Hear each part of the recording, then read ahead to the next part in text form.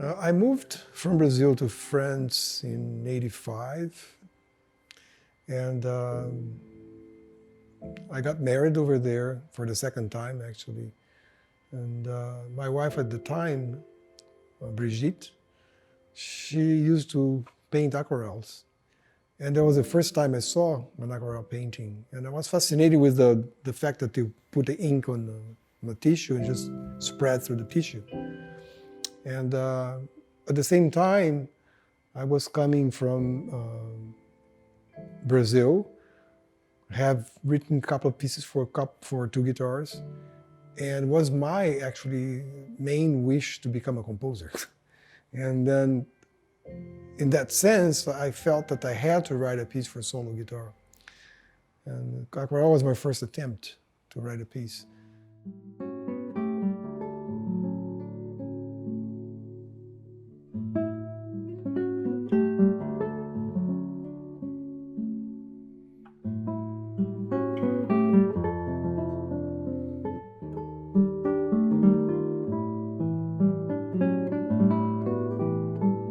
The thing is, I come from a guitar duo, so I hear a lot of notes. I hear always two guitars. And in my first attempt to write a solo piece, I just brought that universe to a solo guitar piece. So I write with a counterpoint vein, and I could say that tried to put all the lines very active. So the piece is very dense. So there are various techniques of using the three-note motif, like expansion, interpolation, and that in connection with different rhythms. There are many ways. I tried to do as much as I could. Mm-hmm. I didn't have Dave in mind when I wrote the piece. I wrote the piece because I wanted to write a solo piece. But then I've been a duetist all my life, so we didn't play solo. My brother at the time didn't play solo. He didn't want to. And so I needed a good player. And I met Dave in Israel and showed him the piece, and he said, I will play it. That was such a happy moment in my life, because I admire the player, the person, the great musician he is. And actually, he premiered the piece a few months later. Then I just dedicated the piece to him. Now there are many people playing. When I wrote back in the 80s, the late 80s, not many people could play it. But nowadays I see played, very well played by many, many young guitarists. I think they heard the piece so many times, played by skilled players. So the piece is set, it's in its place, so they know how it has to sound.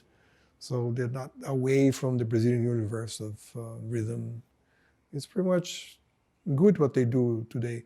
But there are a couple of mistakes that I never bothered to correct in the score.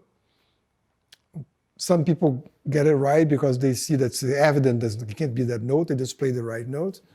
But some other people play exactly what's written, and there are mistakes.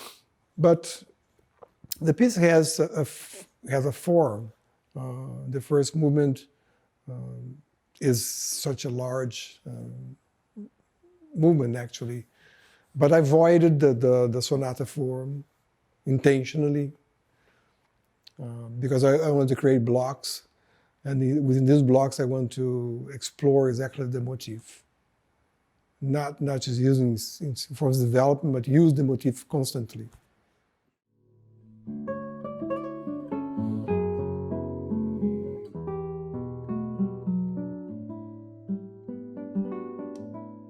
You want to know the reason I call it divertimento? Because it's amusement. It is. I amused myself a lot writing it. It didn't have a specific form at the beginning. Actually, when I started this piece, parts of it existed already. What I call the B section of this piece, the one that's in A major, that existed already. Actually, it was something I was working for two guitars. And then the idea of the motif came. I started presenting the motif. It's written très calme, like the beginning of the piece, that you go really slow. And you start building up with transpositions of that motif of various pitches. I created clusters. I did a sort of fantasy around this theme, trying to create an atmosphere that it's pretty much impressionistic, because the three motif is half, it's whole tone, so that creates the kind of harmony I was looking for.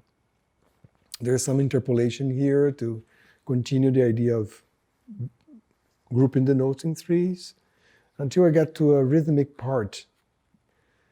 And that's what the piece turned to be something that I didn't expect to. When I changed the motif and put rhythm to, other ideas come. This is a process in composition that I advise people to lose their fear to write, because when you progress through the piece, other ideas will come.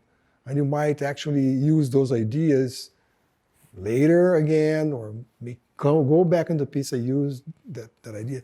That was not the case, but that prolonged my, let's say, A section by a lot. So the A section became quite large. I think tempo is relative. You know, people, I remember when this piece was out and people tried to play, they complained about the tempo I asked, like, which is 116 in the metronome. It's sort of, for me, was kind of comfortable. It was not really fast, but some people complained, that's just too fast to handle. Because you have to handle different things. Really, the melody on top, a lot of notes happening under.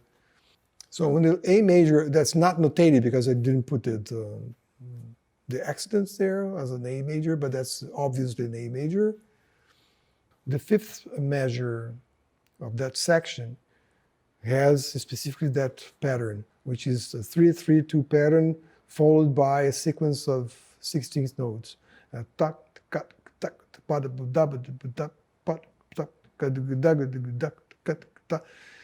My music always simulating percussion.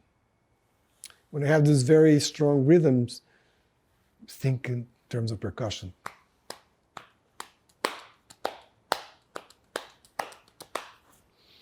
When I give these classes to students,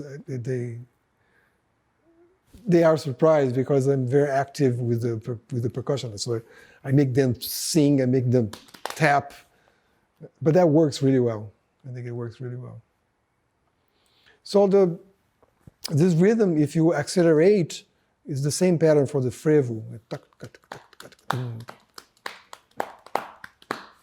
which is pretty much a carnival dance. Yeah. People like to agitate a lot in Brazil. But if you slow it down, you just relax. It's the same pattern, but you dance differently. The Valse Ana actually existed before I started working on Aquarelle. And it was a piece I wrote for a student of mine, whose name was Ana. So the mixing waltz and Ana gave Valse Ana. That's all. So no secrets there.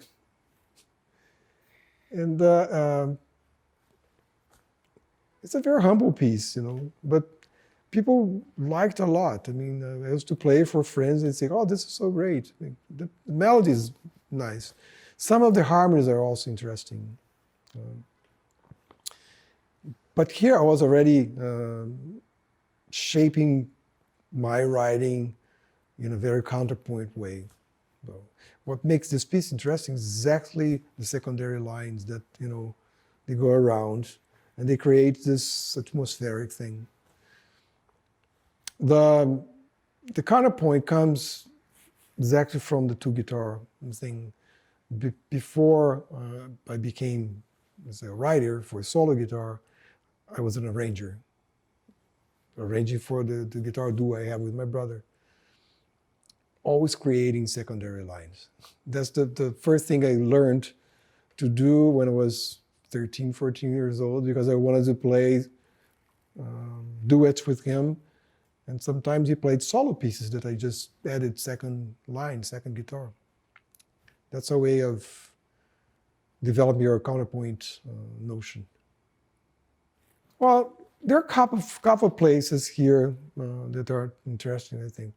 One is right after the beginning of the piece itself, not the introduction. The piece is based on 1, 2, 3, 4, 5, 6, 7, 8, 9 measures of introduction, which is sort of, it's already weird because normally you make 8 measures. This has extended, has 9 measures, and later on I put an extra measure as well. But the piece starts as it's actually to harmonize this G sharp with F chord.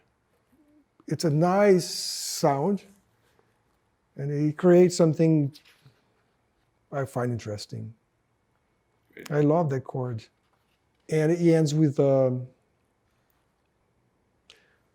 bitonal chord, which is a mixture of a C sharp and a D major, so which is very rare to create on guitar, actually. It's hard to create bitonalities on guitar. Just few possibilities you'll have to create that. In my opinion, I think but not in the music I write, and most of pieces written out there, the melody has to shine, has to be, I advise some students sometimes when they come to play pieces that they have to adjust their levels, like they were mixing. So put the melody on top, create a good foundation, and everything that's in the middle has to be to the second level or third level. In my writing, sometimes the notes are barely played. They're there to fill in. If you take them off, you're lacking them. But if you play them, just play very carefully.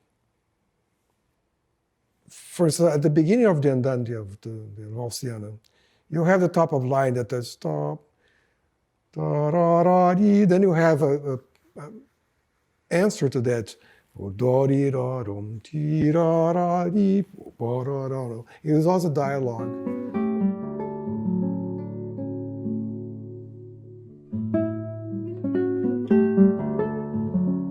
I create a lot of question and answer in my music. So it behaves a little bit like popular music. When the singer stops, you introduce new material from the orchestra whatsoever. There's not one way of using the rubato. You write rubato that can be meaningful, but sometimes they disturb the player, right? I use a particular rubato that I like, which is you start slower and you go faster through, let's say, 2 measures. Because I like the phrasing to be longer. Let's say if you're counting 3, you guys, 1, 2, 3, 1 and 2 and 3, 1, 2, 3. It's with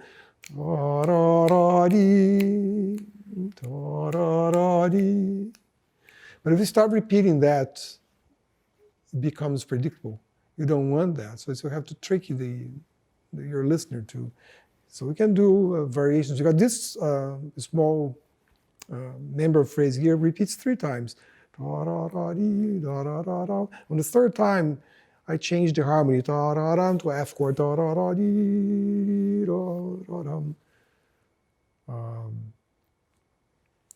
So we can, let's say, you can do the way I'm doing. So it's 1, 2, 3, 1, on the 3rd time, to deliver the different chord. That is very effective. There are many things you can do with rubato, but especially the rubato is a device to delay things.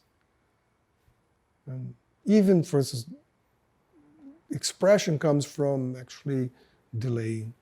The first note, actually, if you play straight on the beat, it's not expressive. You have to separate from the bass. So it goes da da da da, and you play the bass, and then you play the first note. The note is delayed. It becomes more expressive. I can't say that I came up with this because I came up with something that's fresh and new. It's not, it belongs to a universe of music that I heard since I was a kid. So it's obviously Brazilian. We have a style of waltz that you can call Brazilian. But pretty much what makes the difference between waltzes played in Latin America, the Brazilian one it's richer in harmony. If you skip, the 1-4-5 thing, and you go other places.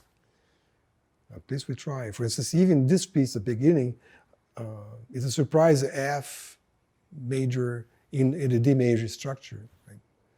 So that's an off chord that doesn't belong to that scale. It's simple, but you can go there. Right? There is a E flat. There are different chords that wouldn't be in a chord progression that belongs to D major. So that is one of the characteristics of Brazilian harmony. It's very simple. There's not much to talk about this piece, except that it's a very emotional piece. It's probably the piece that I wrote that's most played. I mean, if you go to YouTube, you'll find zillion versions of this piece. And not just for guitar, people played this in the harp. There are arrangements made for other instruments of this piece. I think people really like it. But what is interesting, for instance, you can't actually tell yourself, oh, okay, I'm going to repeat that, right? And just do a lot of waltzes like this one, and they're going to be as successful, as beautiful as this one. You can't guarantee. You're going to create a lot of other waltzes, but it's not going to be this one. Yeah. So meaning, for instance, you get inspired by other artists and get inspired by other composers and try to create music like them. You're just copying. You become actually yourself when you create something that people want to copy. So I can't say that I copied anyone, but I am within a universe that exists. I didn't break away from that, but I created something that's melodically interesting.